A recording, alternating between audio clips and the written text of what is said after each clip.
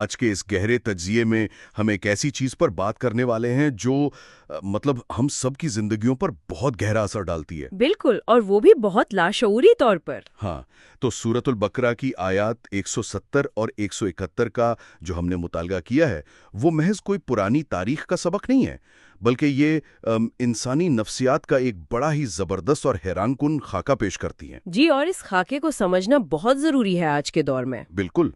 चलें इस बात की गहराई में चलते हैं।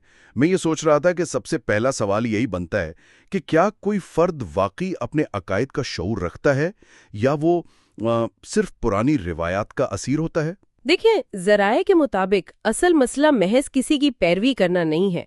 मतलब मसला तब पैदा होता है जब इंसान बगैर समझे और अक्ल के इस्तेमाल के बगैर अंधी तकलीद शुरू कर देता है। सही, मतलब बगैर सोचे समझे बस मान लेना। जी, अक्सर औकात ऐसा होता है कि बाप दादा के तरीकों को ही मुकम्मल हक समझ लिया जाता है और उस पर कोई सवाल नहीं उठाया जाता। ये तो बिल्कुल ऐसा ही है जैसे फर्ज करें किसी को एक बहुत पुरानी और शानदार हवेली विरासत में मिले। अच्छा। हाँ, और वो उसमें मजे से रहने लगे और कभी ये जानने की जहमत ही ना करे कि उसकी बुनियादें खोखली तो नहीं हो गई। मतलब सिर्फ इसलिए कि वो आबाओ अजदाद की निशानी है, वो बस उसी को सब कुछ मान ले। अरे वाह, ये हवेली वाली मिसाल तो बहुत ही बरमहल है।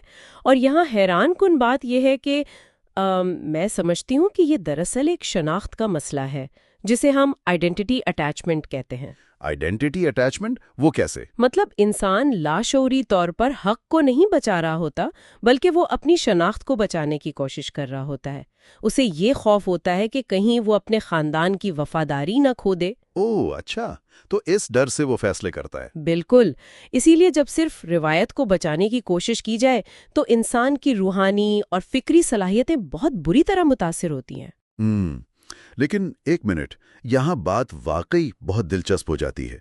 क्या ये सच नहीं कि गहराई में जाने से बचना दरअसल एक फिक्री सुस्ती भी है, मतलब इंटेलेक्चुअल लेजीनेस जिसे कहते हैं? हाँ, ये पहलू भी बिल्कुल मौजूद है। क्योंकि यार खुद तहकीक करना और खुद सोचना एक काफी मुश्किल और थका देने वाला काम है।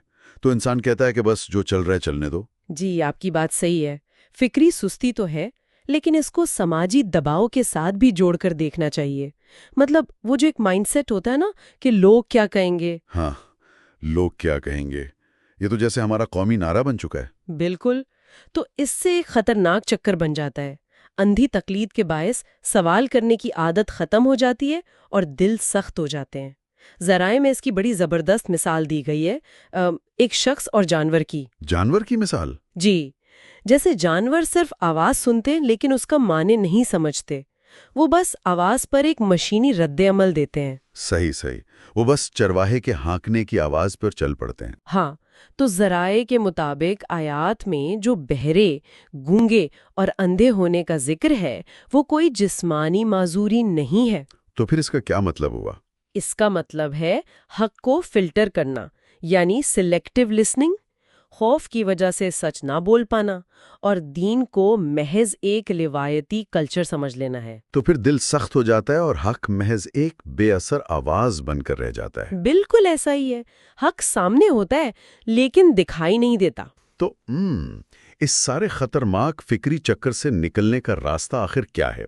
क्योंकि बुनियादी मकसद तो विरासती इस्लाम यानी इनहेरिटेड इस्लाम से निकलकर शाऊरी इस्लाम में दाखिल होना है ना? जी बिल्कुल, हमें उस कॉन्शियस इस्लाम की तरफ आना होगा जहां हक को पहचाना जाए और उस पे खड़ा हुआ जाए, चाहे वो कितना ही मुश्किल क्यों ना हो। जी हाँ, चाहे वो कितना ही मुश्किल क्यों ना हो और चाहे इंसान को अकेले ही क्यों ना खड़ा होना पड़े। तो इस सारी बहस के इख्तिताम पर एक नया और जरा चुभता हुआ सवाल उभरता है जिस पर हम सबको गौर करना चाहिए। वो क्या?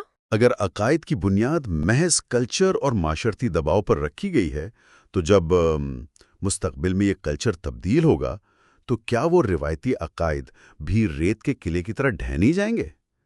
ये वाकई एक ऐसा सवाल है जिस पर खुद अपने तौर पर गौर करने की जरूरत है।